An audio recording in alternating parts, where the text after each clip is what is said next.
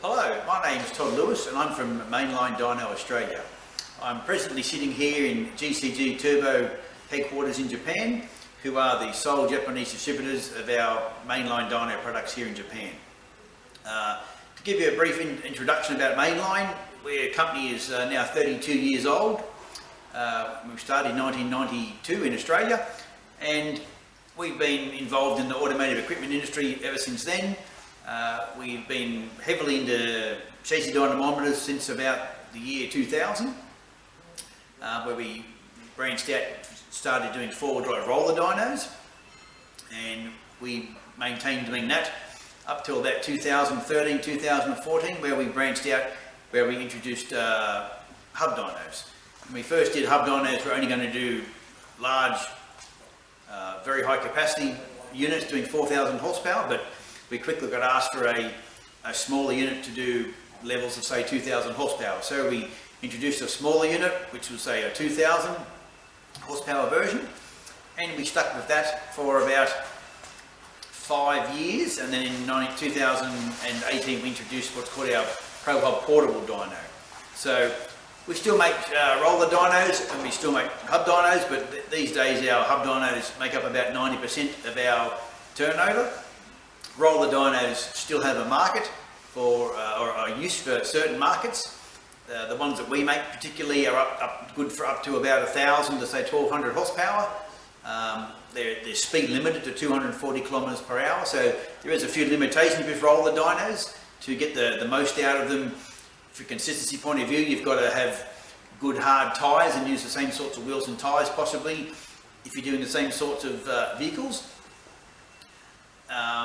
And predominantly if you were doing high torque applications where it was a turbocharged vehicle with an automatic transmission, the traction starts to get difficult on a roller dyno around the 700 to 800 horsepower mark, so that's where the hub dyno comes into its own. So we have our two-wheel drive version started at 2,000, we've also got a 3,000 horsepower version.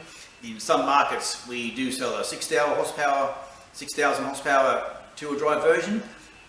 We do make 3 four-wheel drive versions, which it's a combined 3,200 horsepower, or 3,600 horsepower, or 4,600 horsepower. So they're the 3 different all-wheel drive versions we make. One of the advantages of our products over some other units on the market is with a hub dyno with an eddy current retarder in it, we can go to very high axle speed, where the standard model can go to 3,600 axle RPM, and that can easily be changed to go to 5,000 axle RPM.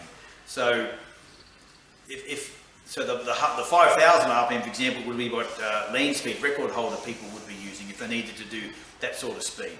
So there's the advantage of the high axle speed, but also by the same token, it's the increased torque capacity of our units with a eddy current. Our 2,000 horsepower version, while it's rated at 2,000 horsepower, we've had several customers go 2,800 to 3,000 horsepower on them.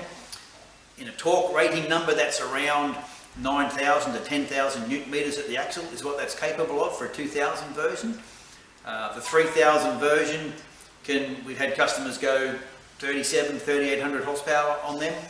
So they've got great torque capacity, the hub dyno. So they're the 2 major advantages, is the speed and the torque capacity. We also feel we have a great series of options as far as data acquisition goes. Our dynos come standard with 2 map sensors, air ratio sensor, built-in automatic weather station, tacho interface with primary and secondary probe. So they're the basics on the dyno.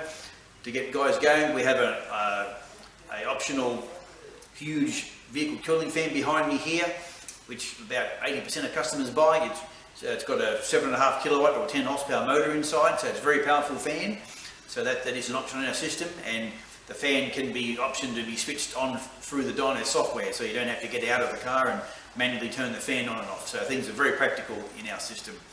And then going on from that, in the software we've got a lot of options. We can interface to many aftermarket ECUs into the software via CAN interface. We've also got other options like multiple channel EGT, thermocouple inputs. We've got single to 4 channel voltage input options onto the system. We can do fuel flow measurement with ethanol content sensors involved. So many options on our software can be optioned up. So it comes down to what a person wants in the dyno, we can supply it. And here in Japan, you'll be fully supported by GCG, who get backup from Mainline in Australia. So thanks for watching.